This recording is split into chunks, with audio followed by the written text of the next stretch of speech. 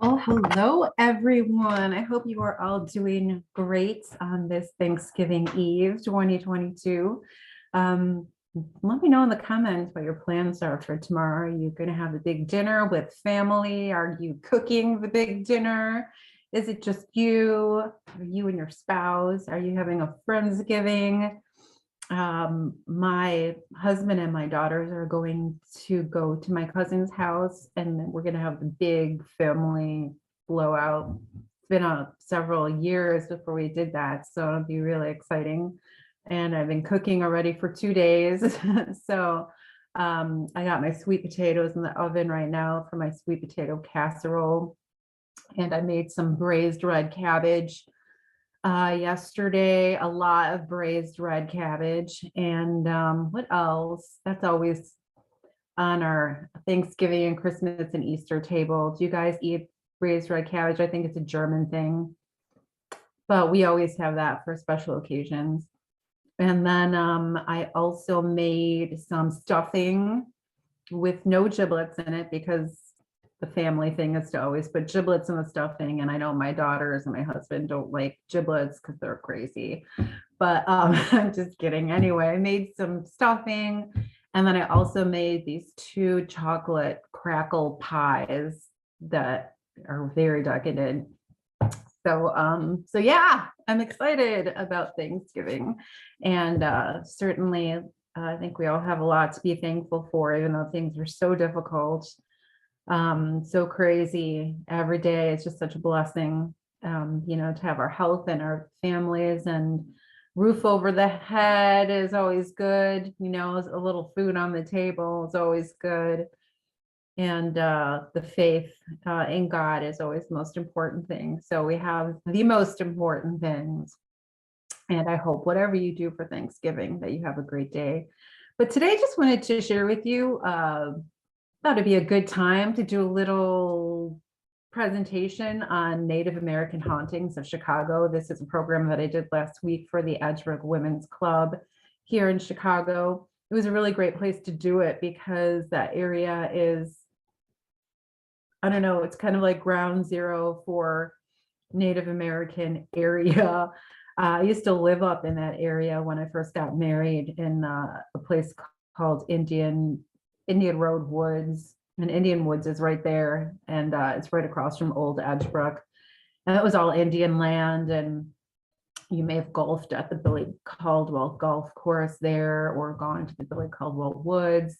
So these were all Native American lands back in the day. So we used to hear some ghost stories from the neighbors when we lived up there about, people would see Native Americans in the woods. They would hear the sound of what they described as war whoops and things like that. But we never experienced anything like that. But it was still kind of cool to hear the stories. And I certainly, over all of these years that I've been talking about Chicago ghosts, there have been a number of stories that have been very popular, and some not so well known in Chicago ghost lore that are related to Native Americans in Chicago. So I thought I would share with you some of those stories today, and on this day before Thanksgiving, because I thought this would be like a very appropriate day to do that. And I don't know where oh yeah, okay. Before we get into the Chicago stuff, I wanted to share a story with you really quick. When I did this presentation a week or 2 ago, it was the anniversary of the sinking of the Edmund Fitzgerald.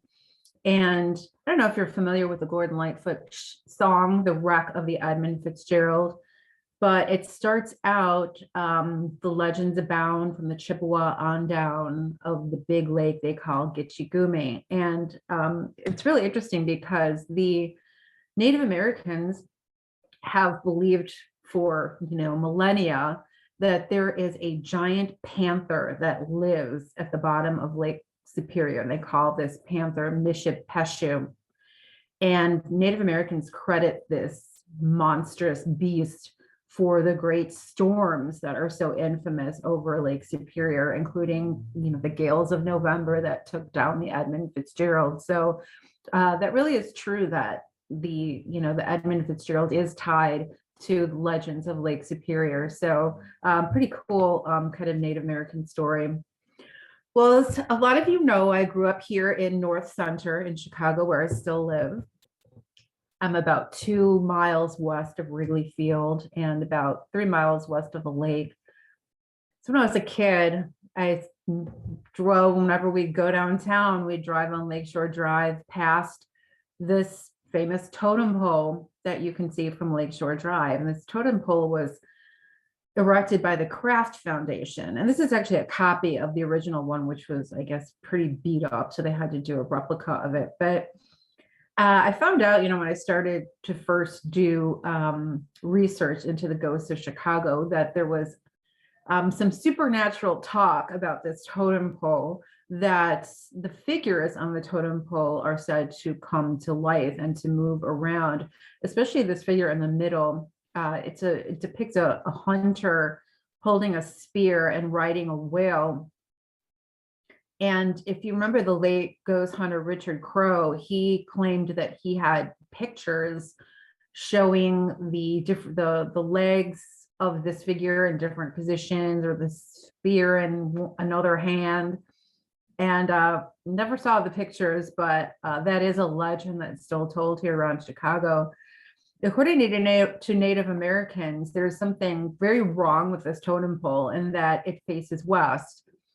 Totem poles are supposed to face east towards the rising sun. And if they face in the wrong direction, the legend says that they will bring bad luck on whatever is in their path. And here in Chicago, this totem pole faces west, right down Addison Street to Wrigley Field.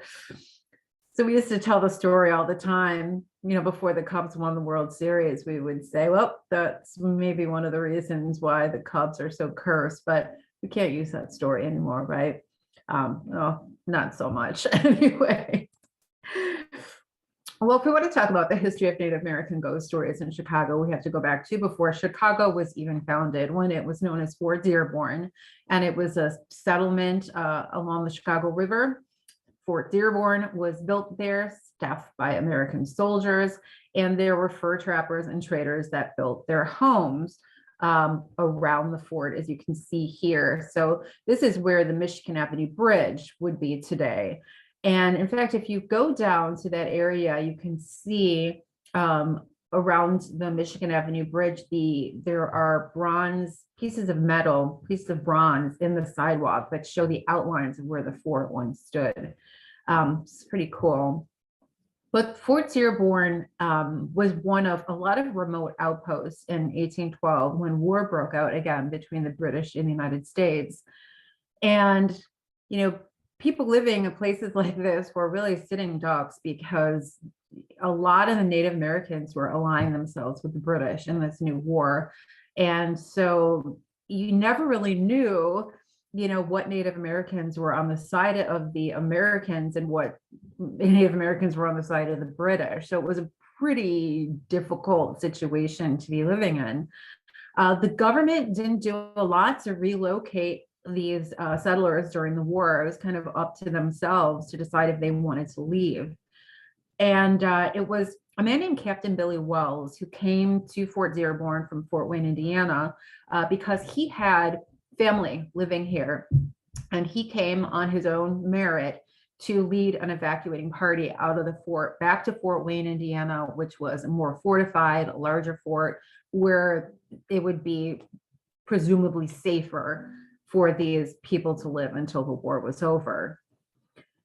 But even though the people of Fort Dearborn had a lot of faith in Billy Wells, confidence in Billy Wells, he was known as a great Indian fighter. He had distinguished himself already in past Indian wars. He actually showed up that day of the evacuation wearing black paint on his face. And this was a sign, something he had learned from the Native Americans. It was a sign that he believed he would be killed before the day was over.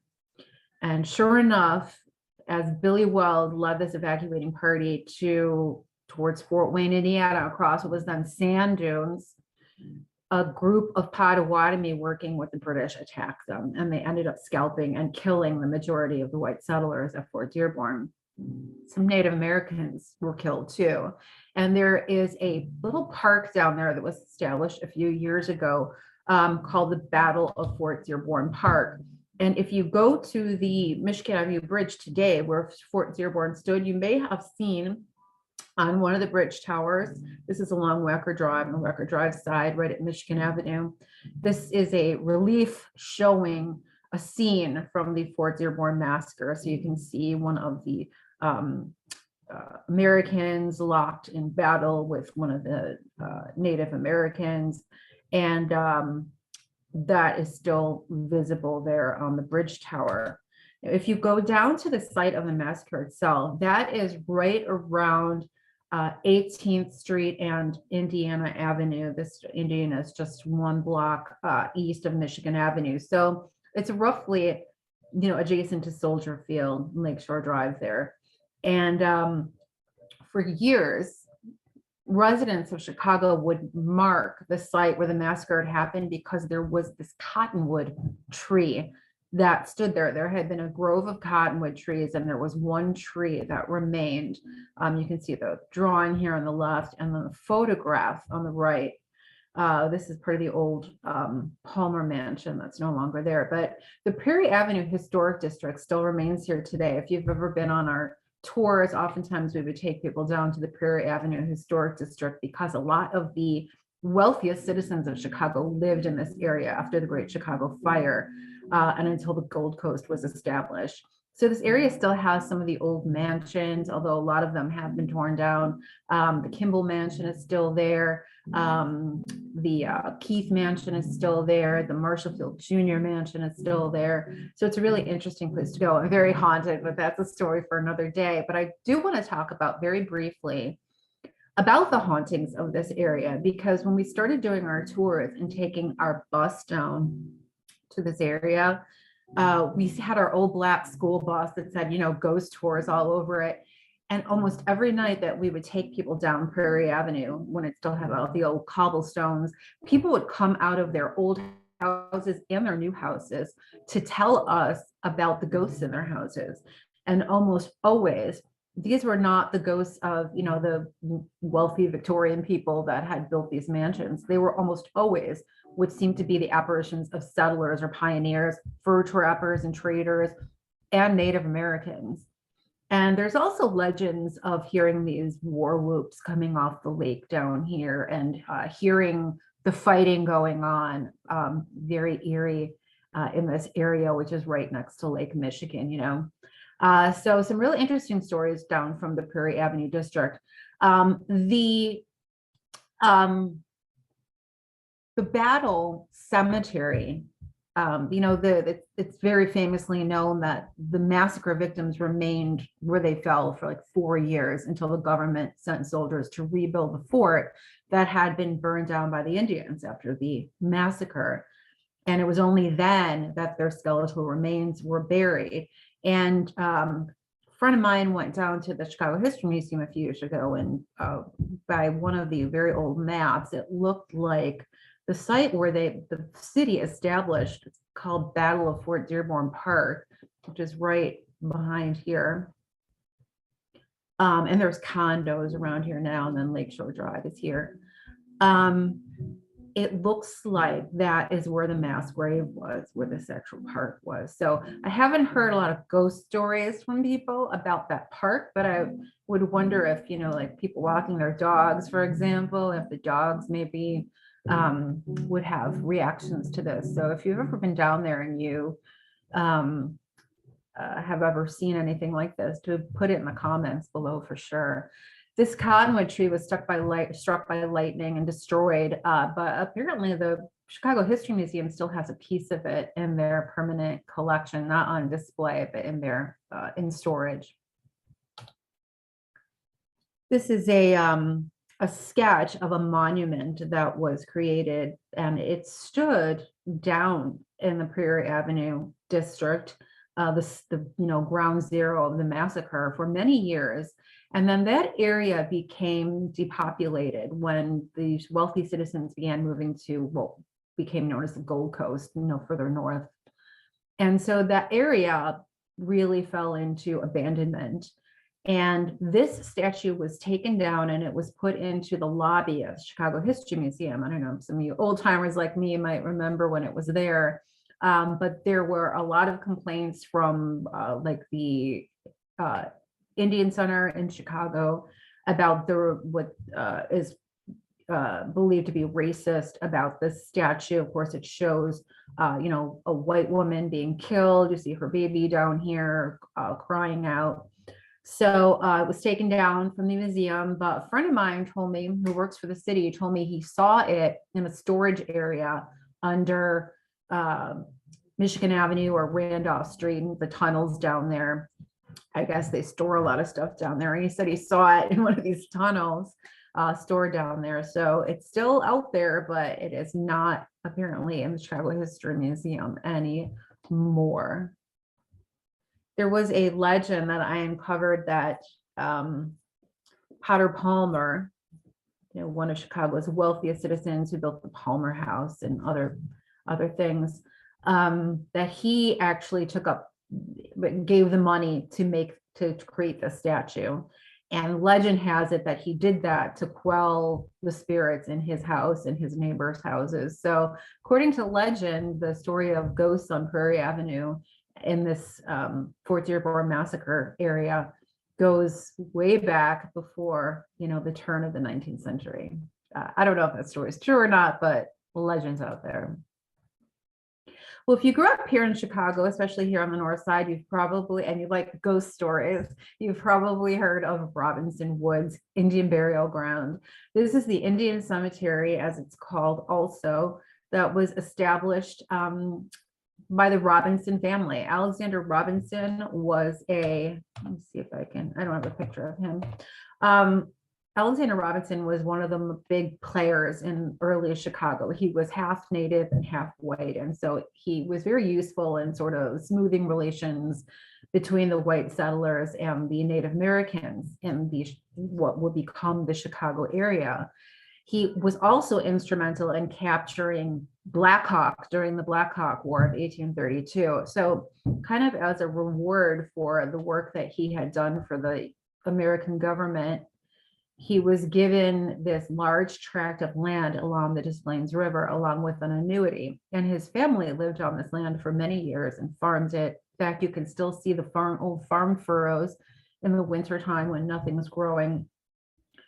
And his family had a cemetery here. And these were, Victorian people. These weren't, Native Americans wearing, skins and things like you would think like stereotypical early Native Americans. These were Chicago people, civilized. I'm not saying that Native Americans are civilized, but Western people. They were European cultured people with European clothing and European practices and all of that. So they were just Victorian people, and they had a Victorian looking cemetery in Robinson Woods on the land there. And this is what it looked like. And there were regular, Victorian style headstones. There was a fence around it. And then sometime in the 1950s, the family disappeared from the land. This land that was supposed to belong to the family forever. They disappeared from it. The last family member left, and over the next years, the land was taken over by the Forest Preserve District of Cook County, and the tombstones disappeared. And this boulder was put there to replace them, and it talks about the history of Alexander Robinson. And the bodies are still here, probably not under this boulder, however. And nobody knew what happened to these tombstones. And my good friend, Dan Malone, who's an archaeologist who grew up literally like right across the street from Robinson Woods, when he was 7 years old, his dad told him about the cemetery that had been here and the headstones that had been here. And he said at that point, he decided to become an archaeologist and find those headstones. And lo and behold, a few years ago, he found them. He found them in storage down at the Illinois State Archives in Springfield. And it was weird how it came about because it was related to another abandoned cemetery, Bachelor's Grove, um, down on the southwest side. And it was weird how it happened. But here's Dan with Buzz Freeman, who's a descendant of Alexander Robinson and his first wife. And here are the fragments of the stones that were recovered. Of course, very badly damaged and aged and everything else, but pretty cool after all of those years that they were finally recovered. And they've been returned to the Robinson family descendants, who they now belong to again, and they are kept in storage at the Schiller Park Historical Society. And I think they might be moving soon, but more on that later.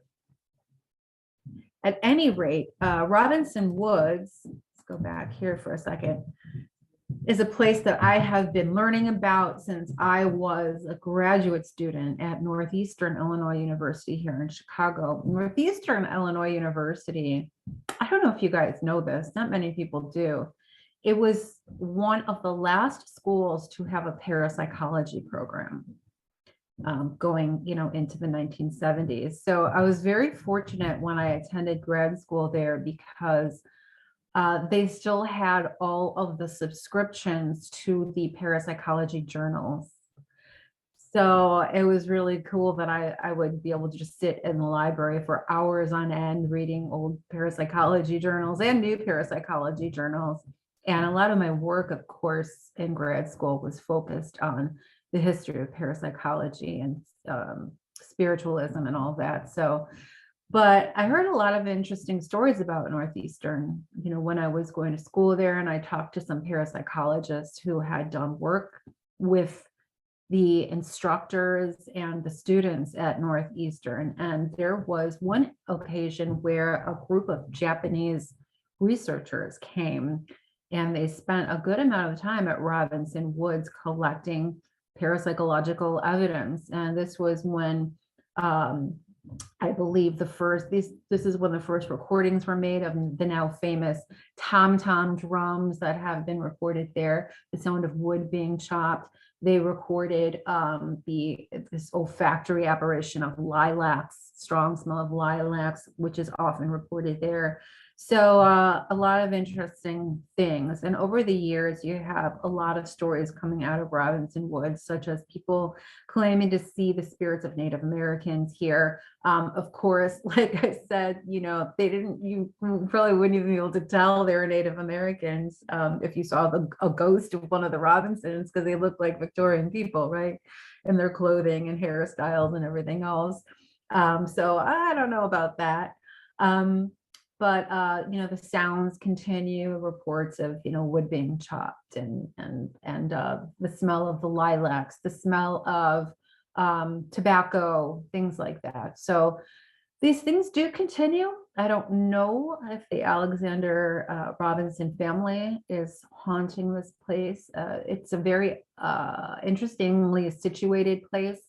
You may know that the Forest Preserve District of Cook County, a lot of the forest preserves are places where ritual activity regularly goes on, and even ritual abuse. So right next to here too was the location where the Schussler Peterson boys were found after their murders in the 1950s. So a lot of weird stuff going on in this area. So if I were to guess if it's related to the Robinson family, I would guess probably not, although there still is the issue of the family no longer having control of this land, which is completely wrong. So there are, family members that are working on getting this land back for the family so that they can build an interpretive center to teach about the Robinson family, Alexander Robinson and his descendants, and about Native American culture in general. So hopefully down the road here, we'll see that come to fruition. And probably till then, there might be some restless spirits at the old Robinson family homestead. But you can visit here. There's a little wayside that you can pull in. This is Lawrence Avenue and River Road. So you can pull in here and take a walk through the woods. there are a lot of deer that are regularly fed here. You shouldn't feed the deer anything. It's very bad for them, but they will come up to you, which is really neat, especially if you have little kids. It's a really cool place to go. But it's just a beautiful place along the Des Plaines River, lots of lovely trails to walk along and spend a couple of hours here. But please, if you do visit here, please be respectful of the graves. This is a burial ground and it's a Native American sacred site. So please, please just be very respectful if you visit. All right, let's move on. I had mentioned that Alexander Robinson was instrumental in capturing Chief Blackhawk during the Blackhawk War of 1832. Blackhawk wasn't really a chief, but he was called chief because he was so respected, and was really a brave warrior as well. I don't know if you've been up to Oregon, Illinois, along the Rock River here and seen this beautiful statue. The statue is called the Eternal Indian, and it was sculpted by the great Illinois sculptor Lorado Taft.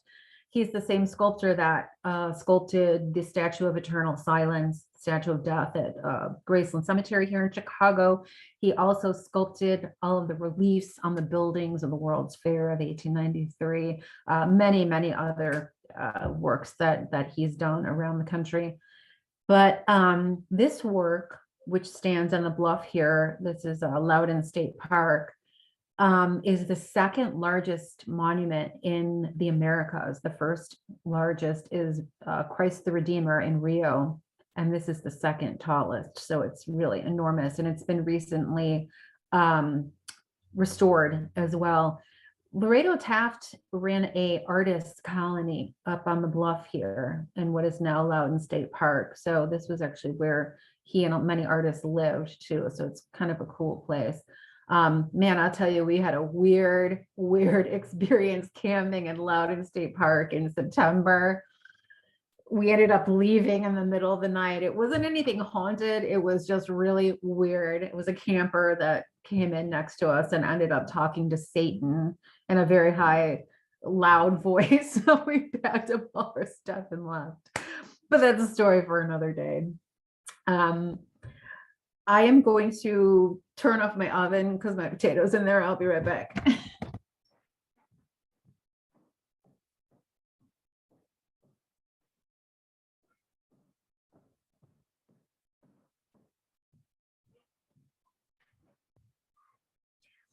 Sorry about that.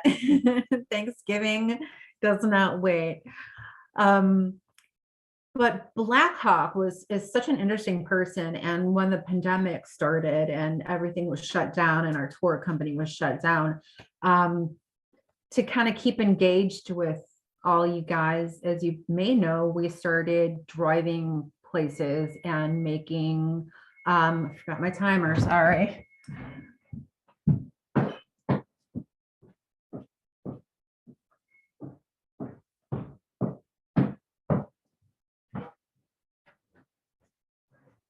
Promise that's it. We started driving places and making these small documentaries.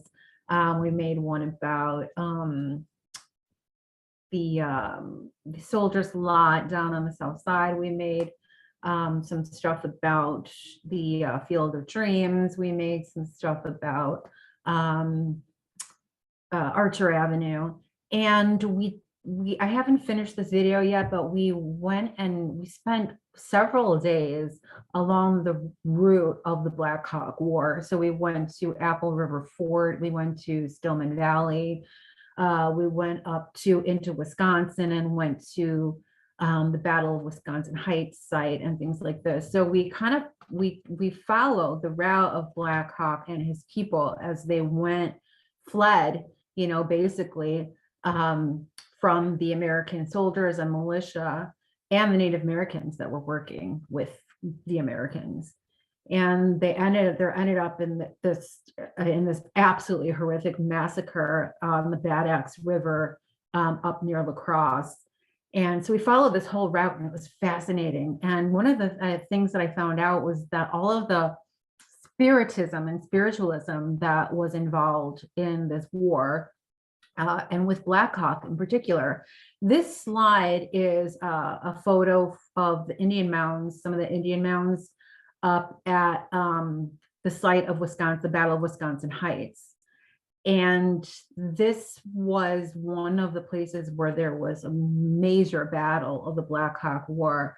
And I found in my research that Blackhawk would stage his battles at the site of Indian mountains with the idea that he could call up the spirits of the dead to fight with him and his warriors in these battles. And we have stories from throughout the Blackhawk War where the Americans would say they went into a battle and there seemed to only be like a few dozen Indians on the opposing side.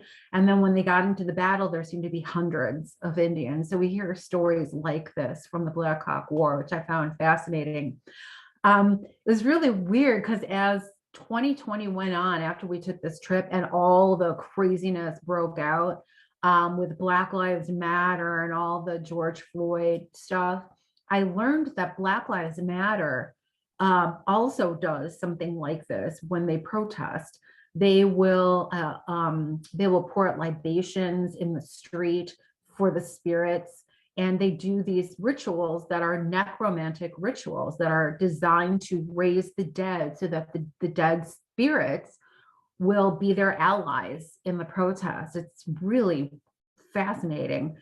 And so when you hear Black Lives Matter, when they say his name, say her name, that's actually a necromantic thing. It's not like, oh, let's remember this person, let's remember that person. No, it's actually calling up the spirit of that person.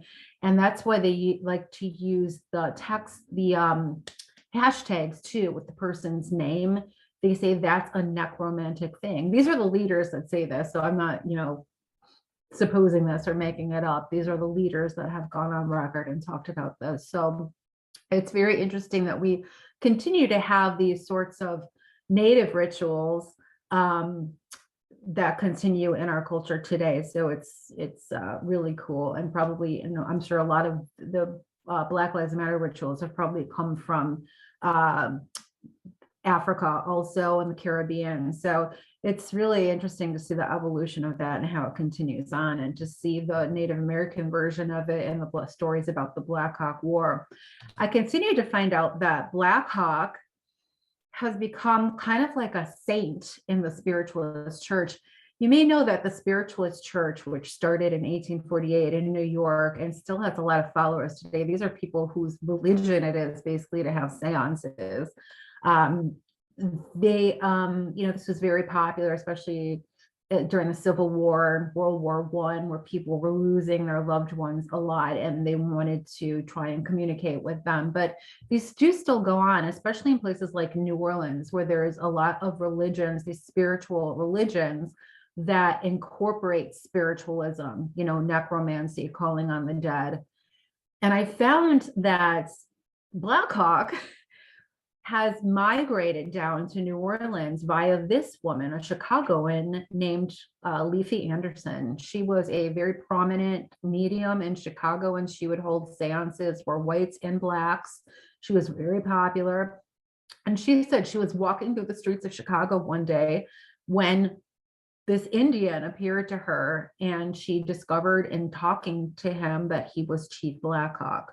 And he said, "I'm the saint. I'm the saint or the teacher of your clients. Basically, tell them to pray to me. Tell them to talk to me, especially about financial problems." And so she became a great follower and devotee of the spirit of Chief Blackhawk.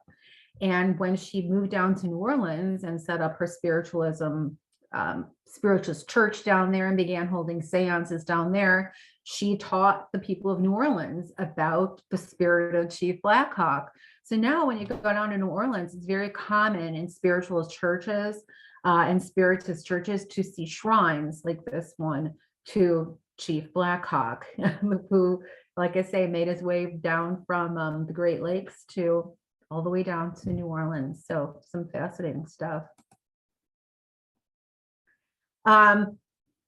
Big trope in American culture, the Indian burial ground, right? Don't build on the Indian burial ground. Well, we already talked about Robinson Woods Indian burial ground and what has been going on there since the land was lost to the family. So some weird things going on there. But we have some other instances of alleged Indian burial grounds being built on by white people and bad things happening, including down in Orland Hills. I don't know how many people remember the story of the Orland Hills poltergeist back in the 1980s that centered on a girl named Deanna Gallo. I don't really hear people talk about it anymore. I don't, there's not much written about it. I wrote about it in my first book, and it was something that I was very interested in when I was in high school, and this came out in the paper. Basically, it was Stephen King's Firestarter in real life. This girl seemed to have the ability to start fires, and there were many, many, many fires that broke out in the family home in Orland Hills, just southwest of Chicago. There would be flames shooting out of the wall outlets, and this even happened after the fire department came in, turned off all the electricity. There was no physical possible way this could have happened. I know Dale Kazmarek, Ghost Research Society, investigated this. So there was everyone under the sun: physicists, engineers, fire department, arson investigators, police, detectives. Everybody that came in was just baffled as to how this could have happened. And there was apparently nothing wrong with the girl medically. There was nothing wrong with the property. All these readings were taken on the property, and there was nothing wrong. And then there came out this proposal that this house and other houses in the area had been built on an Indian burial ground. So this was kind of like Firestarter and Poltergeist, all rolled into one. So it was, I don't know, life imitating art, imitating life. But that took place right in Orland Hills, Illinois. They did eventually tear the house down, so you can't go down there and see that house anymore. But I think the story appeared in Life magazine, as a matter of fact. So it was a big story of the day, and again, just really baffled a lot of people. Right here in Chicago, our most haunted house, as we call it, Hull House. This was the home that was built by Charles Hull on what is now the Near West Side. That's the student union of the University of Illinois in Chicago in the background there. But this house is now the Jane Addams Museum. And Jane Addams, of course, was one of the world's first social workers. This was one of the first community centers and social service agencies in the world. And it still survives down here. And we would always take people here on our ghost tours for the last stop because it's known to be very haunted.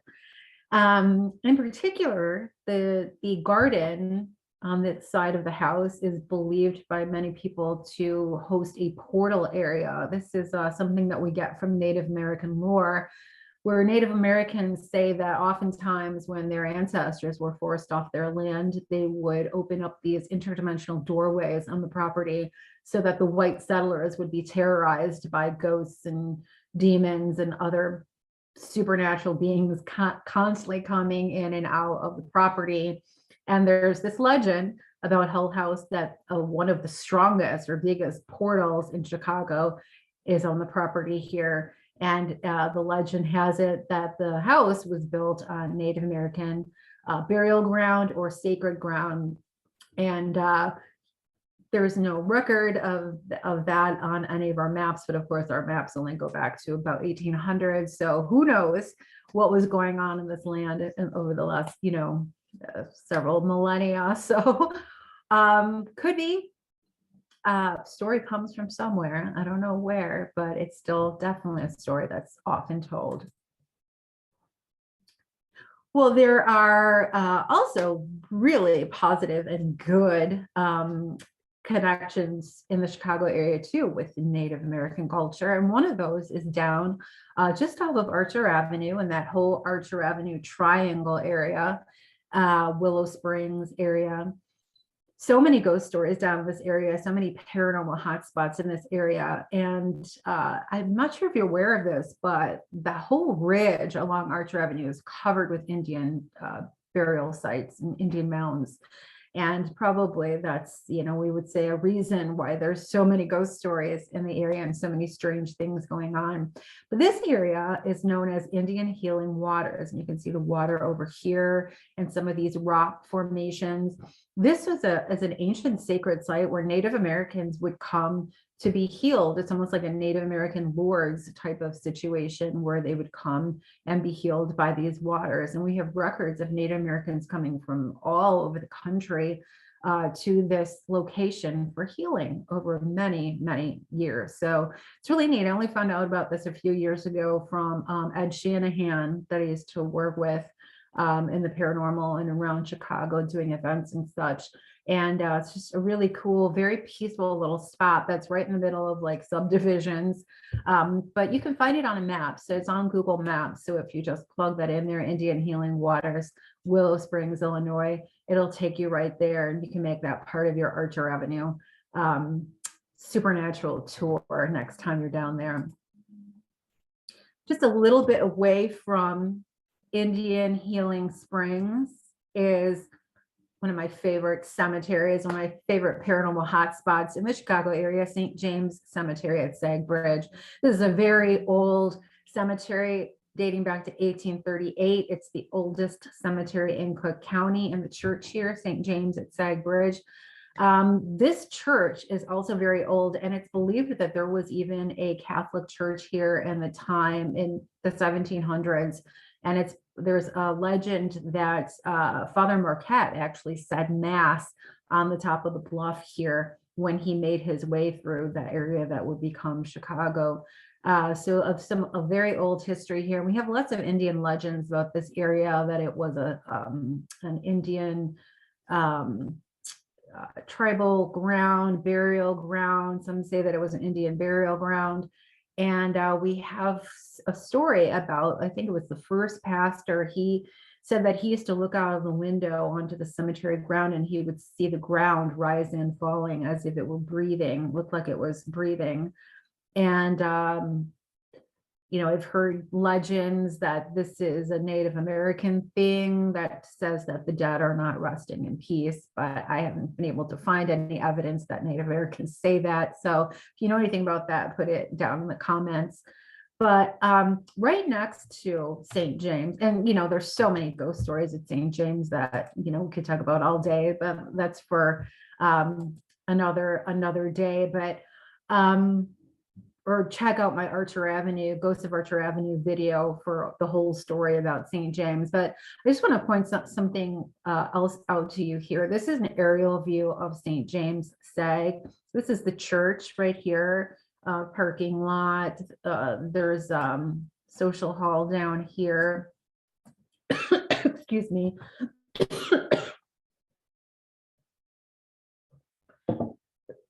Excuse me.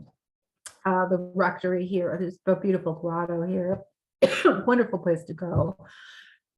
Excuse me.